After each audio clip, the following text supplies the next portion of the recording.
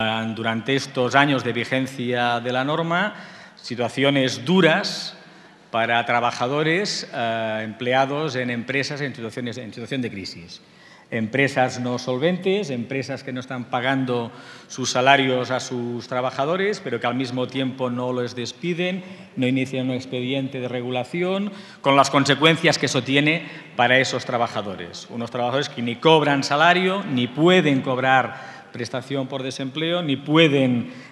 recibir la correspondiente indemnización, y que las vías legales que tienen para poder acceder a esa protección son difíciles y complejas y tardan en el tiempo. Mi grupo, además, ha planteado esta cuestión en distintos de los trámites, en los distintos reales decretos que durante esta legislatura en materia laboral se han ido planteando. Convergència i Unió ha planteado precisamente enmiendas para intentar corregir esta situación y no hemos encontrado, por desgracia, el apoyo del Grupo Popular para poder efectivamente resolver esta cuestión. Finalmente, en febrero del 14, decidimos presentar esta proposición de ley para intentar resolverla. Y decía al principio de mi intervención que es una proposición de ley de factura simple, porque hablamos de unas modificaciones muy puntuales del Estatuto de los Trabajadores y de la Ley de Seguridad Social que podrían permitir en los meses, semanas escasas que nos quedan de legislatura, si existiese voluntad política, poder resolverla. Escucharemos con mucha atención los argumentos del Grupo Popular en esta cuestión, especialmente si son favorables a la toma en consideración, pero también si no lo son, porque nos parece que no estamos estrictamente frente a una controversia de carácter político, de carácter ideológico, de modelo de relaciones laborales, sino a resolver situaciones reales que funcionan en nuestra economía, en nuestra sociedad. Es más, el origen de esta iniciativa de Convergència i Unió está situada en una empresa de Sabadell, en el inicio de esta crisis, en la que los trabajadores nos manifestaron la situación en la que estaban viviendo, que provocó algunas iniciativas de nuestro grupo parlamentario frente a la autoridad laboral, en el propio seno de la Cámara con las correspondientes preguntas, y que esa actuación, junto con la actividad, lógicamente, de los representantes de los trabajadores, llevó a que la empresa finalmente iniciase un expediente de regulación para resolver esa cuestión.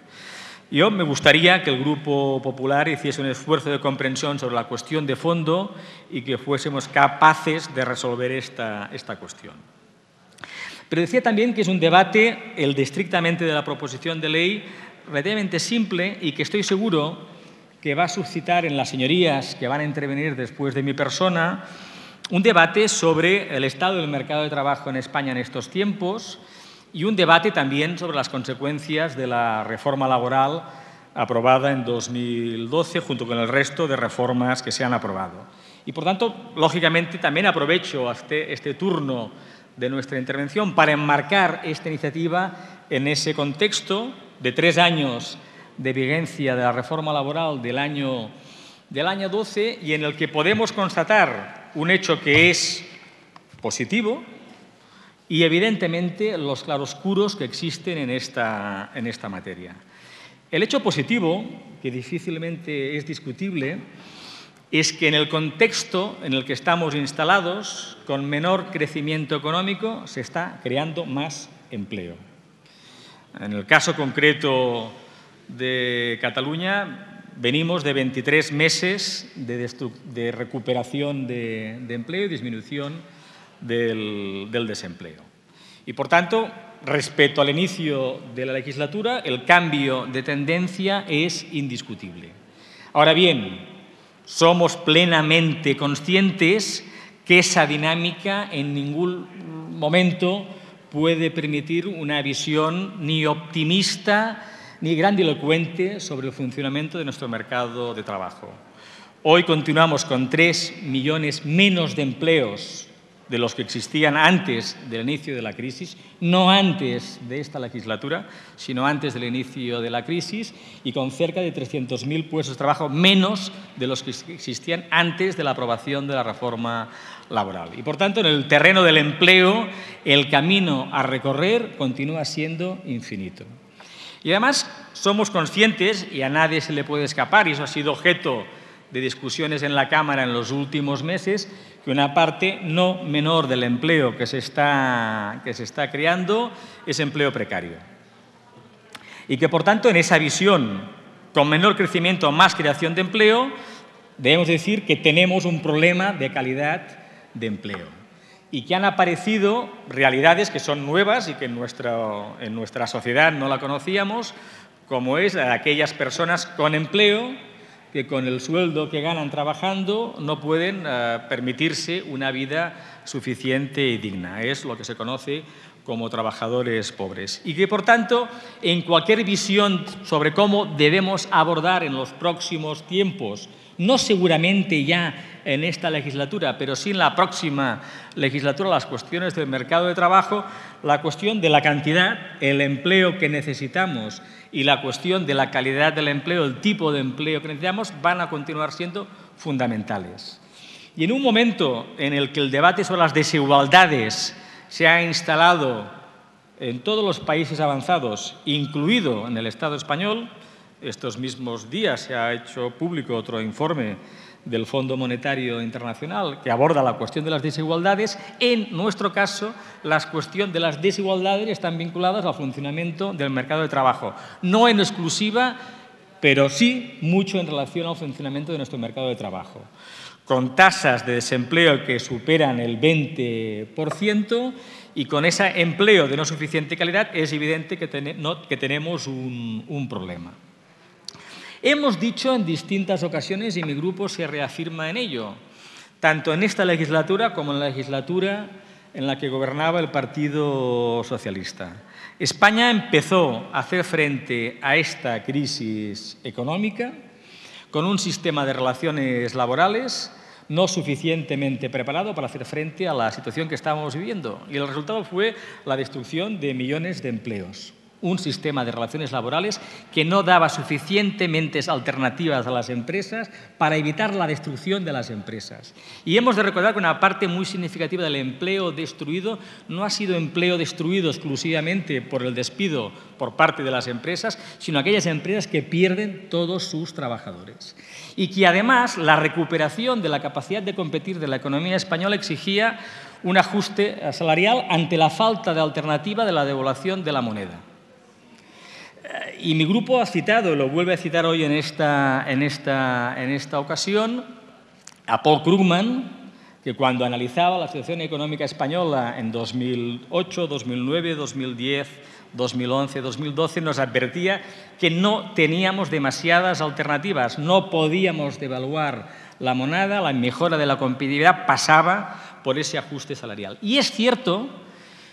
que en ese ajuste salarial ha sido un ajuste en términos equitativos, concentrado en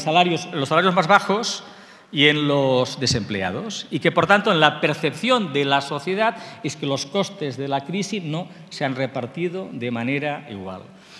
Señorías, y eso va a obligar en los próximos tiempos, en un momento de recuperación de la economía, de crecimiento económico, plantear sí o sí que el crecimiento económico debe de distribuirse de manera mejor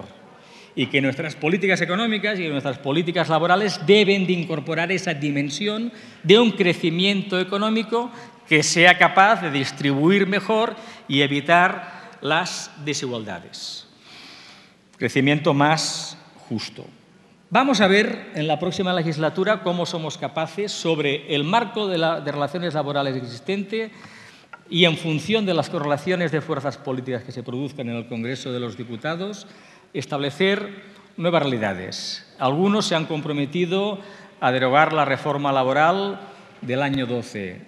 Otros quizás se van a comprometer a reformar el conjunto de las reformas laborales que se han producido en los últimos 4 o 5 años.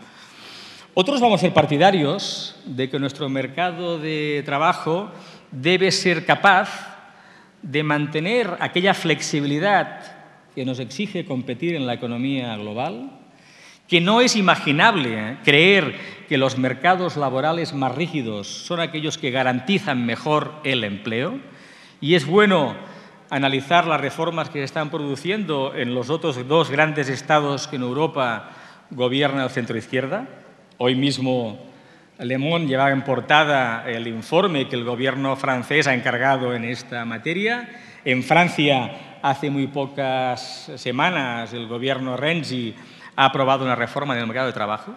Sería bueno que la lógica de un sistema laboral que sea flexible, que dé instrumentos a las empresas para adaptarse a las necesidades del mercado de trabajo, seamos capaces de mantenerlo, pero al mismo tiempo que seamos capaces de recuperar la concertación social y los acuerdos entre empresarios y trabajadores para gobernar nuestro sistema de relaciones laborales. Y en este sentido hemos dicho que el reciente acuerdo de los interlocutores sociales en materia salarial es un buen acuerdo. Es un buen acuerdo que va en la dirección de aquello que toca. Y que, por tanto, es evidente que en esa próxima legislatura habrá que reforzar la capacidad de la negociación colectiva para dar respuesta a las cuestiones planteadas. De la cuestión principal que mi grupo discrepó de la reforma aprobada en el año 12 fue precisamente la primacía del convenio de empresa. Fue la principal discrepancia que tuvimos con el Gobierno en esa reforma. Somos más partidarios de un sistema coordinado de negociación colectiva. Y creemos que eso puede, además, favorecer a las pequeñas y medianas empresas. Pero es evidente que nuestro mercado de trabajo en la próxima legislatura deberá continuando a hacer frente a un fenómeno que en los últimos 15, 20 años, también en esta legislatura, no hemos terminado de resolver, que es el fenómeno de la dualidad de nuestro mercado de trabajo. Es cierto que hoy tenemos menos temporalidad de la que hemos tenido en los momentos récord de la temporalidad de nuestro mercado de trabajo. Yo quiero recordar que en los 90 llegamos a estar al 35% de temporalidad, estamos en el 24%, estamos mejor que entonces, pero no podemos decir que estemos bien,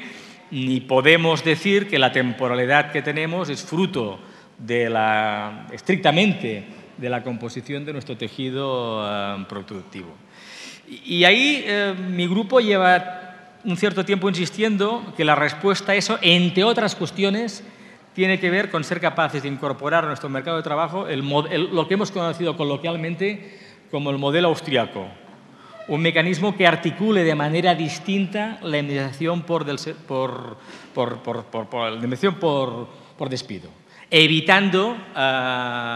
las incertidumbres y los costes que para las pequeñas y medianas empresas, sobre todo, el actual sistema configura, y sin hacer perder ningún derecho a los trabajadores. Que habrá que avanzar en la simplificación de contratos. Mi grupo no comparte el entusiasmo por el contrato único de otros grupos de la Cámara, pero sí esa necesidad de simplificar la contratación. Que habrá que ir a un incremento sustancial del salario mínimo para garantizar mejores salarios, que habrá que ir hacia una revisión de la fiscalidad del trabajo, que habrá que ir a la mejor cobertura del desempleo, especialmente para los mayores de 55 años sin ningún tipo de perspectiva,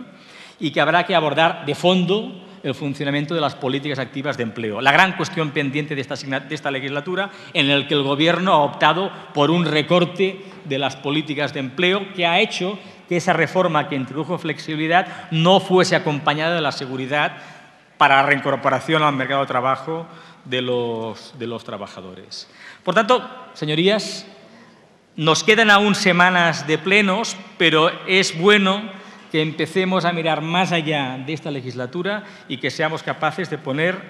empezar a ponernos de acuerdo cómo hacemos frente a las cuestiones de fondo del empleo, que son relevantes, que son fundamentales y que hoy por hoy continúan sin respuesta. Nada más y muchas gracias.